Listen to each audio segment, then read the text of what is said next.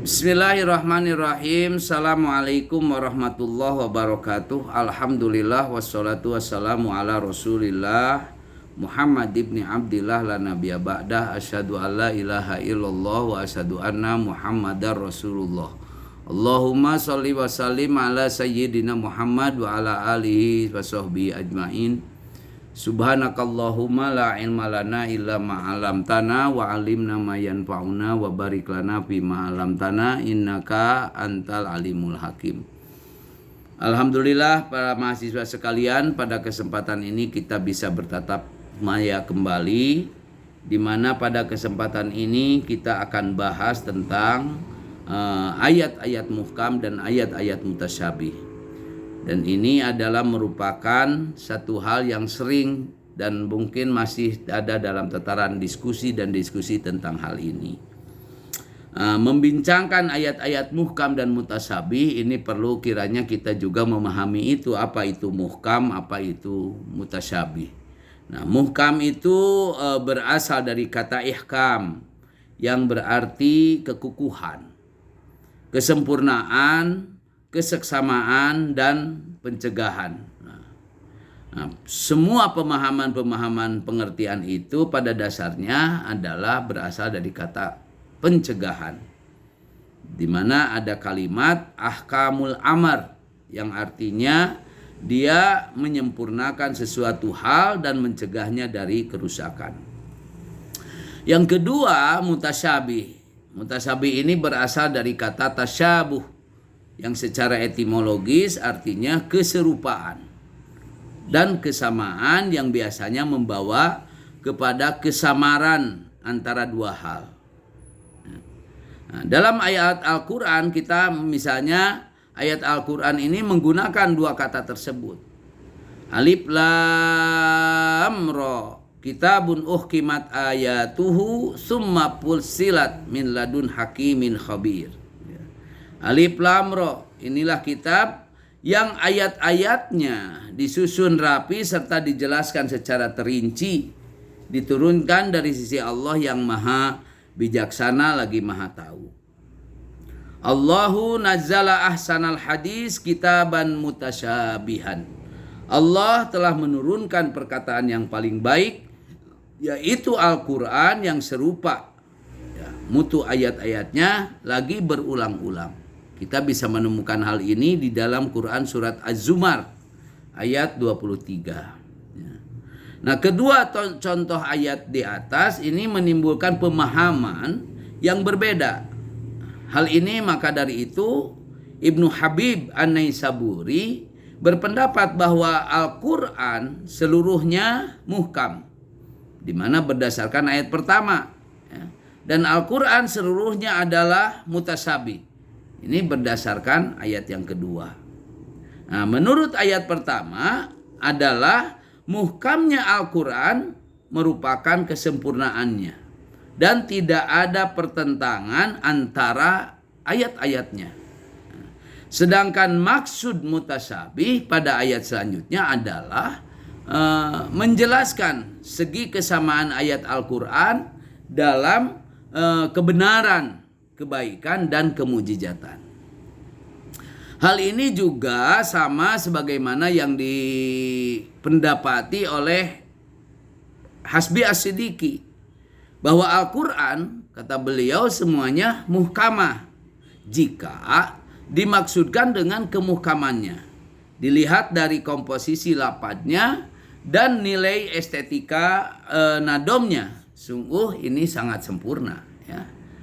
Dan ia juga mengatakan bahwa seluruh Al-Quran itu mutasyabih jika dikehendaki kemutasyabihannya itu yaitu kemutamasilan, yaitu keserupaan sebanding ayat-ayatnya, baik dari aspek balagohnya maupun ijaznya. Nah, oleh karena itu baik muhkam ataupun mutasyabih, dengan memandang pengertian secara mutlak, tidak menafikan satu dengan yang lainnya, sehingga pernyataan Al-Quran itu seluruhnya muhkam adalah maksudnya itqon, maksudnya kokoh, indah gitu ya. Artinya ayat-ayatnya serupa dan sebagiannya membenarkan sebagian yang lain. Nah, sedangkan pengertian muhkam dan mutasabih secara terminologis di kalangan para ulama banyak berbeda pendapat. Misalnya As-Suyuti, beliau mengemukakan 18 definisi dan Az-Zarqani mengemukakan 11 definisi.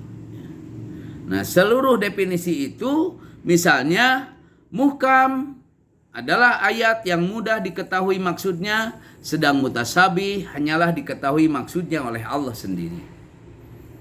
Kemudian muhkam adalah ayat yang hanya mengandung satu wajah, sedangkan mutasabih mengandung banyak wajah. Yang ketiga, muhkam adalah ayat yang maksudnya dapat diketahui secara tidak langsung tanpa memerlukan keterangan lain, sedangkan mutasabih tidaklah demikian. Ia memerlukan penjelasan dengan merujuk kepada ayat-ayat yang lain. Dan ini dinyatakan oleh Manahilul Qattan ya. Kemudian Hasbi As-Siddiqi beliau menyebutkan muhkam itu ayat yang jelas maknanya dan tidak masuk kepadanya iskal, artinya kepelikan.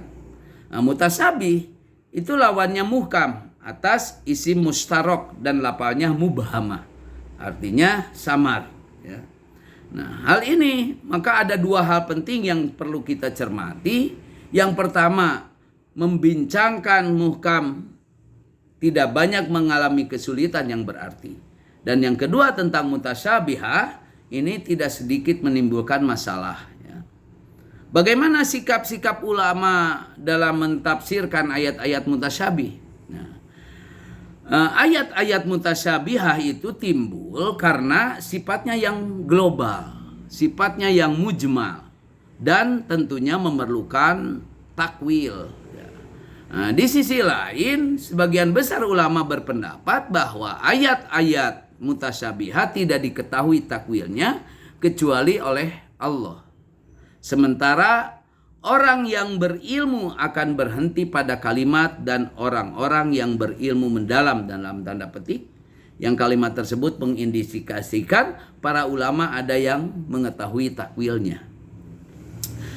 Upaya mencari jalan tengah antara ulama yang berpendapat bahwa ayat mutasabih tidak bisa ditakwilkan dengan ulama yang membolehkan takwil, Ar-Raghib Al-Isfahani mengambil sebuah jalan tengah di mana melalui pembagian ayat mutasabih menjadi 3 bagian. Yang pertama, lafaz atau ayat yang sama sekali tidak dapat diketahui hakikatnya. Seperti misalnya tentang waktu kiamat dan hal-hal gaib. Al-Quran surat Al-An'am ayat 59 menyebutkan wa indahu mafatihul gaib la ya'lamuha illa huwa. Nah, kedua, ayat yang setiap orang bisa mengetahui maksudnya melalui penelitian dan pengkajian. Misalnya ayat mutasyabihat yang kesamarannya timbul akibat ringkas, panjang, urutan dan seumpamanya. Nah, kita bisa menemukan dalam surat An-Nisa ayat 3. Wa in khiftum alla tuksitu fil yatama fankihu ma tobalakum minan nisa masna wa tsulasa wa ruba. Fa in khiftum alla ta'dilu fawahidah aw ma malakat aymanukum zalika bi adna la ta'ulu. Dalam ayat ini penjelasan berlaku adil itu perlakuan yang adil dalam meladeni istri seperti pakaian, tempat, giliran dan lain-lain yang bersifat lahiriah. Islam memperbolehkan poligami dengan syarat-syarat tertentu. Nah, sebelum turun ayat ini, poligami itu sudah ada dan pernah pula dijalankan oleh para nabi sebelum Nabi Muhammad Shallallahu Alaihi Wasallam. Ayat ini membatasi poligami itu sampai 4 orang saja. Wa in khiftum alla tuksitu fil yatama pankihu ma tobalakum minan nisa. Maksud ayat tersebut tidak jelas ya, dan ditimbulkan akibat lafadznya yang ringkas. Karena kalimat asalnya itu berbunyi wa in khiftum alla taksitu fil yatama idza tajawaztum bihinna pangkihu ma tobalakum minan nisa. Dan jika kamu takut tidak akan dapat berlaku adil terhadap perempuan yang yatim, sekiranya kamu kawini mereka, maka kawinilah wanita selain mereka. Nah. Ketiga, ayat mutasabihat yang maksudnya dapat diketahui oleh para ulama tertentu dan bukan semua ulama. Maksudnya yang demikian adalah makna-makna yang tinggi yang memenuhi hati orang-orang yang jernih jiwanya dan mereka para mujtahid. Nah, para ulama berbeda dalam menafsirkan ayat-ayat mutasabihat. Nah, sebagian mereka cenderung memahaminya secara letterlek, secara harfiah, dan sebagian lainnya memandangnya sebagai isyarat kepada takwil. Maka dalam hal ini sangat ditentukan oleh persepsi mereka dalam melihat ayat-ayat ini. Apakah ia dapat ditafsirkan atau ditakwilkan atau tidak? Pandangan Subhi as-Shalih, beliau membedakan pendapat ulama dengan dua madhab. Pertama madhab salaf, yaitu orang yang mempercayai dan meyakini sifat-sifat mutasabih dan menyerahkan hakikatnya kepada Allah sendiri. Karena mereka menyerahkan urusan mengetahui hakikat maksud ayat mutasabihat kepada Allah. Oleh karenanya mereka disebut mufawwidah atau tafwid. Ya. Nah, sistem penafsiran tersebut secara umum digunakan oleh madhab salaf dalam memahami ayat-ayat mutasabihah. Nah, dalam aplikasinya mereka menggunakan argumen akli dan argumen nakli. Yang kedua, madhab khalaf, yaitu ulama yang menakwilkan lafal yang makna lahirnya mustahil dengan makna yang sesuai dengan laik untuk zat Allah, cocok untuk ayat Allah. Oleh sebab itu mereka disebut mu'awwilah ya, atau madhab takwil. Seperti misalnya mereka memaknakan istiwa ya, dengan ketinggian yang abstrak berupa pengendalian Allah terhadap alam. Nah, kedatangan Allah diartikan dengan kedatangan perintahnya. Allah berada di atas hambanya dengan Allah maha tinggi, bukan berada di suatu tempat. Nah, sisi Allah dengan hak Allah. Wajah dengan zat mata dengan pengawasan, tangan dengan kekuasaan, dan diri dengan siksa. Di samping kedua madhab itu masih ada lagi madhab ketiga, sebagaimana disampaikan oleh As-Suyuti, bahwa Ibnu Daqiq berpendapat jika takwil itu dekat dengan bahasa Arab atau dari bahasa Arab, maka tidak dipungkiri, dan jika ditawil itu jauh makna, kita tawakuf saja katanya, memutuskan untuk tidak memutuskannya. Jadi kita meyakini maknanya menurut cara yang dimaksudkan serta mensucikan Tuhan dari sesuatu yang tidak laik bagi Allah, seperti sesuatu yang makna lafalnya nyata serta bisa dipahami dari percakapan orang Arab. Kita terima yang demikian tanpa tawakuf.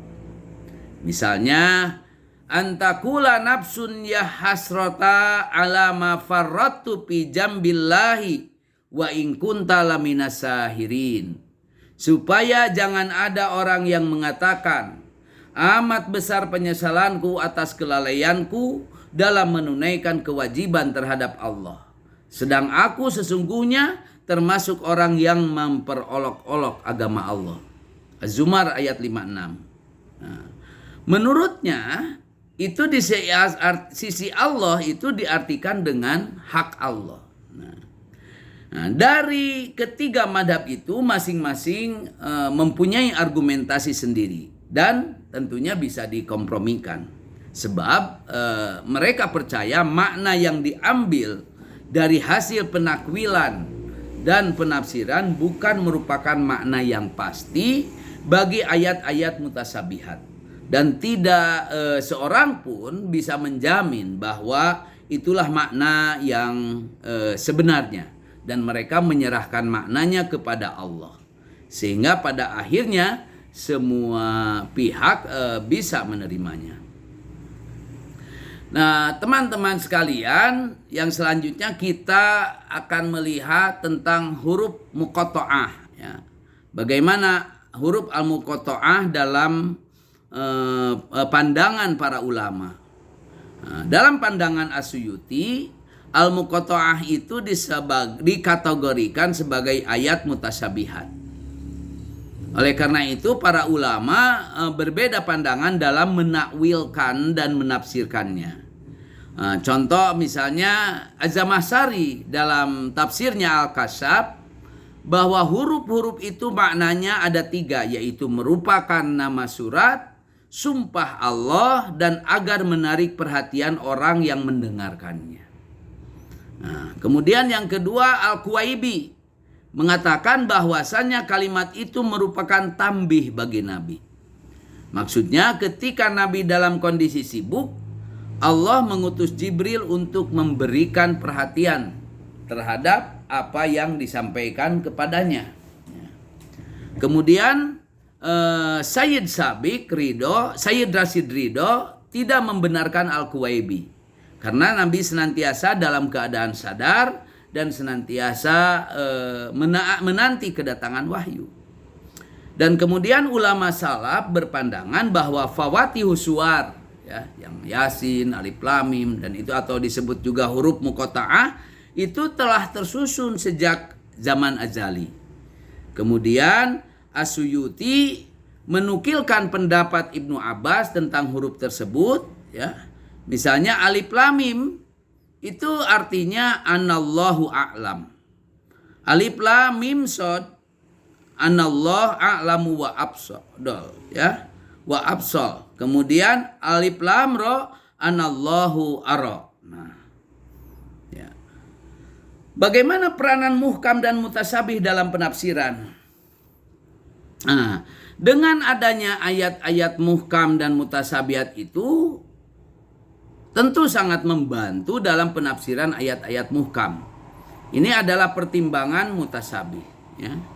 Jadi dan hal ini membantu para mufasir untuk mendefinisikannya secara tepat sesuai dengan kandungan ayat. Ya. Dan juga berguna dalam penafsiran untuk mengetahui maksud Allah yang terdapat dalam ayat-ayatnya sesuai dengan kemampuannya, sehingga dalam penafsirannya bisa terungkap, ya, baik dari aspek materinya, tujuannya, tingkat kebutuhannya, dan lainnya. Jadi ayat-ayat mustasabihat itu banyak mengandung kemungkinan makna. Untuk itu para mufasir tidak boleh memahaminya secara sendiri-sendiri. Untuk memahaminya secara benar harus melalui petunjuk ayat-ayat muhkamat. Oleh karena itu ayat mutasabihat dapat dipahami dengan menunjuk kandungan ayat-ayat muhkamat. Ya. Para mahasiswa sekalian, selanjutnya kita bisa melihat dan menerima hal yang berhubungan dengan hikmah adanya ayat-ayat mutasabihat. Ya. Allah menciptakan segala sesuatu pasti ada hikmahnya. Ya. Begitu juga dengan keberadaan ayat-ayat mutasabihat sudah dipastikan memiliki hikmah yang dikandung di dalamnya. Bisa dilihat bahwa hal itu, hikmah yang pertama ini merupakan sebagai rahmat Allah kepada manusia agar mereka selalu berpikir. Allah merahasiakan banyak hal agar mereka mencari dan berupaya mendapatkan serta membuka misteri itu. Nah, maka dengan adanya ayat-ayat mutasyabihat, manusia tidak bergantung secara terus-menerus pada penjelasan Allah, tetapi mereka bisa bergerak sendiri untuk mencari kebenaran dengan bantuan cahaya nur dari ayat-ayat Allah itu. Nah, yang kedua, sebagai cobaan dari Allah. Maksudnya dengan ayat-ayat mutasyabihat manusia diuji keimanannya. Apakah mereka tetap percaya dan tunduk kepada ayat-ayat Allah, atau berpaling dan cenderung memperalat ayat Allah untuk kepentingan pribadi, mengikuti hawa nafsunya. Kemudian yang ketiga, sebagaimana yang disebutkan, dinukil dari Fakhrur Razi, bahwa ayat-ayat Al-Quran ditujukan kepada semua manusia. Oleh karena itu, ia diformulasikan dalam bahasa yang universal dan mengandung berbagai kemungkinan untuk ditakwilkan. Nah, di dalamnya mengandung berbagai isyarat dan ketentuan yang pasti. Nah, dengan demikian, ayat-ayat mutasyabihat adalah konsekuensi yang tidak dapat dielakkan untuk menjaga keutuhan dan keuniversalan Al-Quran itu sendiri. Ya.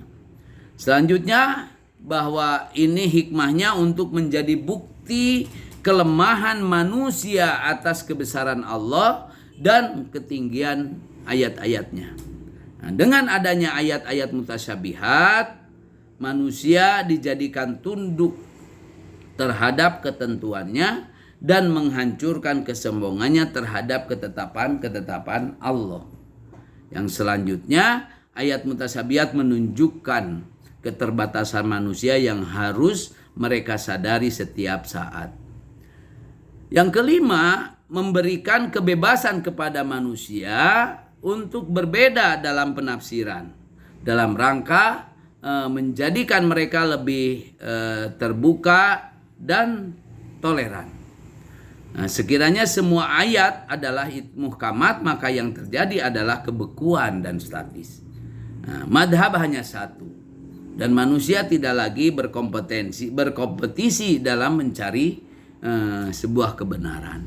Para mahasiswa sekalian, untuk lebih jelas, lebih ringkasnya, kalian silahkan untuk membaca, ya, membuka lagi, misalkan studi ilmu-ilmu Al-Quran, Mabahis fi Ulumil Quran dari Manahul Qotton, juga untuk misalnya di Subhi Soleh, ya, Mabahis Ulumul Quran, kemudian juga di Hasbi As-Siddiqi Ilmu Al-Quran, dan di yang terakhir tadi sebagai hikmah ini bisa kalian baca di kitab Manahilul Irfan fi Ulumil Quran karangan dari Az-Zarqani. Mudah-mudahan dengan ulasan ini kita sama-sama dapat memahami tentang ayat-ayat mutasyabihat dan ayat muhkamat. Demikian, wallahul muwaffiq ila aqwamit thoriq. Wassalamualaikum warahmatullahi wabarakatuh.